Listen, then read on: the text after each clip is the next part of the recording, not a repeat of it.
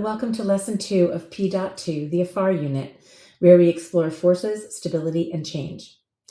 I'm Marielle Kolker, a high school physics teacher who piloted and teaches this lesson, and an OpenSciEd facilitator. In this video, I will give you an overview of Lesson 2 and wrap up with some tips and tricks.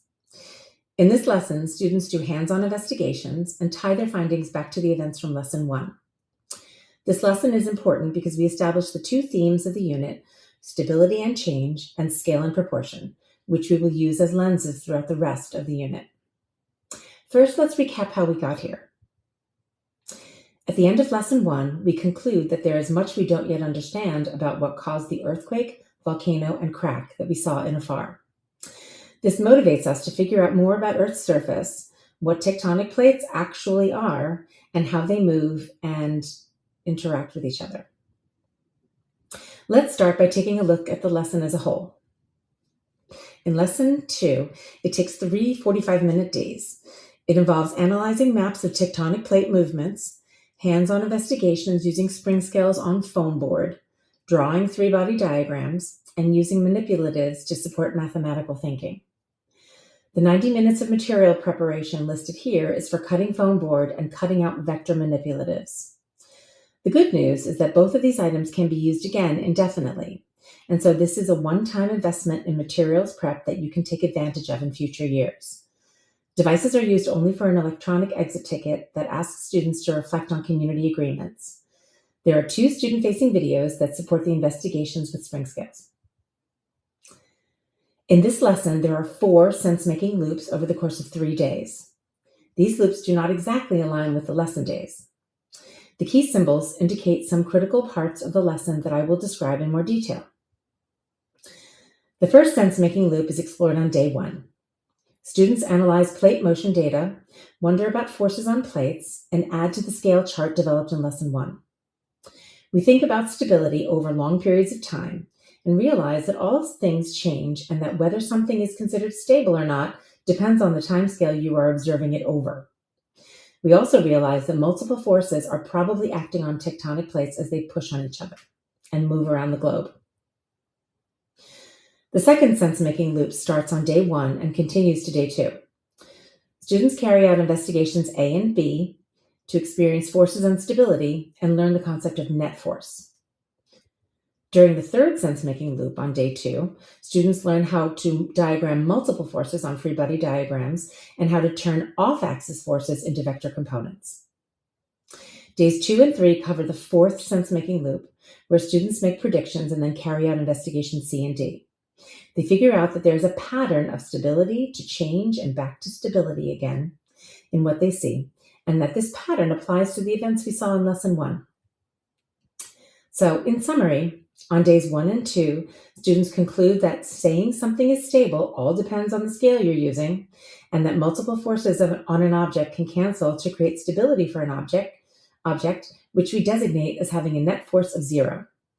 On days 2 and 3, students learn how to draw free body diagrams and observe the pattern of stability, change, stability for all the events that occurred in AFAR.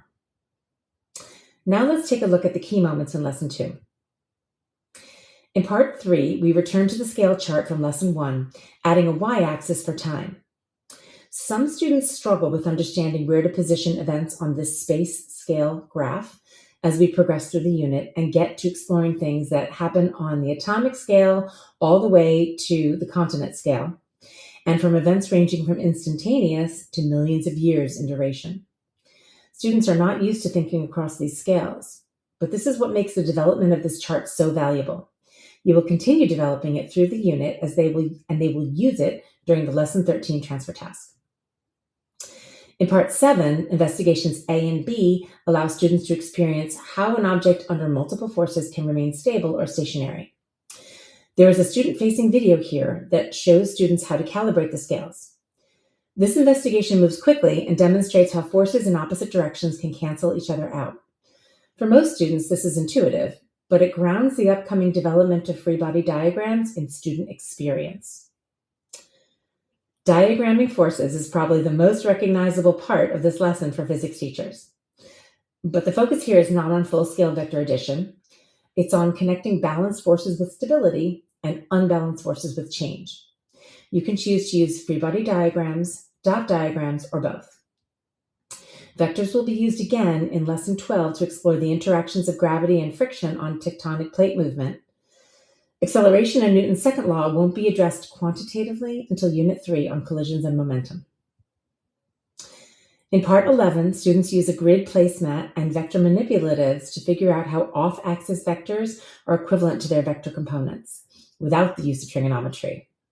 If you are teaching students old enough to have taken trigonometry, this is a great place to enrich the lesson with the use of sine and cosine to calculate components and add vectors to find net force. The purpose of investigation C and D is for students to figure out how abrupt changes in force will cause stable objects to become temporarily unstable. There is a second student-facing video here that shows students how to add and remove forces quickly. We make sense of what we observe and come to the conclusion that the pattern of stability to change to stability also applies to the earthquake, volcano, and crack in a far. Lesson 2 is where we introduce the beginning components of the matter-energy-force poster, referred to as the MEF framework or MEF triangle. It will continue to be developed in future lessons and is a foundational component of the AFAR unit. Later in the unit, we will use this framework to think through forces on materials and deformation, and through the phenomenon of convection in a fluid. The concepts developed here are utilized for the rest of the year. The MEF framework is used in helping students answer the question, how and why is this phenomenon happening? The questions that are positioned at each corner of the poster, of the triangle, such as, is matter changing? And when are forces balanced? Are instructive for learning where to start when thinking through any phenomenon. The final part of Lesson 2 is to record what we've figured out on a new progress tracker. This one is specific to Unit 2 and includes a column that asks, which lenses did you use to figure this out? This focuses the learning on the two cross-cutting concepts of stability and change, and on thinking at or across different scales. By the end of Lesson 2, we have thought about forces and how they affect stability or change in matter, and we wonder about what could happen to matter if forces on the plates keeps increasing. Okay, let's talk a little bit about some strategies for this lesson. The materials prep for this lesson is longer than most. You'll be cutting out pieces of foam, one into continents, and then cutting out the individual vectors for sense-making loop 3. The vectors are what takes the most time. I had students help me with this, which made it go much faster. These materials, once prepared, can be kept and used for every class, every year, so this is a one-time investment that will pay off. I put the vector placemat in sheet protectors and the vectors into individual baggies with one set for each student pair. Spring scales. The spring scales tend to become unbalanced between classes and, of course, when kids are fiddling with them, which they always do. There is a student-facing video in Part 7 that demonstrates how to calibrate the spring scales themselves, but not all students are adept at this. No matter what, there will be variability in force readings, and you will have to help students account for readings that don't quite add up to 0. I didn't even have push-pull scales for the first few times I taught this unit, but the same observations can be made using pull-only spring scales. I used cardboard reinforced with duct tape at the locations where the springs were to go, and holes punched through for the hooks, and this worked well. If you have no spring scales, you can improvise with whatever you do have. Any activity that allows for multiple forces in equilibrium works for investigations A and B. For investigations C and D, removing a force and observing the loss of stability achieves the point. For developing both the scale chart and the matter-energy-force posters, I suggest you start each on a whiteboard and transition to poster board as they are developed. Prepare each addition to the charts on index cards or larger sticky notes so you can add them for each class and then take them off again.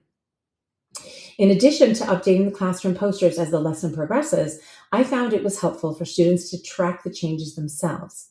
I created the framework for each poster in slides, printed them, and had students tape them into their own notebooks.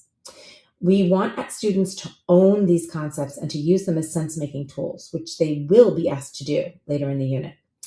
I also printed completed typed versions of each of the posters to account for absences, lost papers, and not being able to read one's own handwriting, as happens.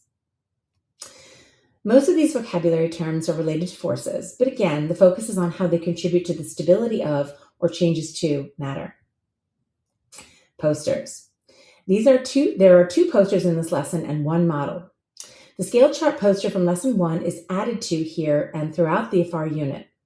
You can see by the types of events added, it is specific to this unit and does not carry forward to future units. Next, the model of Earth's crust is co-constructed with students with the emphasis on the depth of the crust. This can be done on a whiteboard and does not need to become a poster. Lastly, the MEF poster that we begin in this unit will be utilized in all following physics units, Unit 3, 4, 5, and 6. You will find a doc in the very next lesson, Unit 3, that walks you through the development of the entire poster from start to finish. This one will stay up in your classroom for the remainder of the year.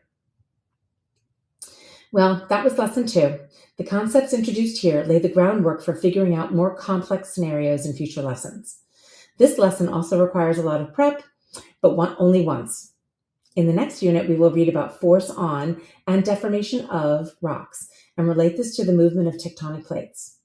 We will also expand on the MEF framework to include energy, which completes the triangle, and relates unbalanced forces to changes in matter and energy transfer. Good luck and have fun with it.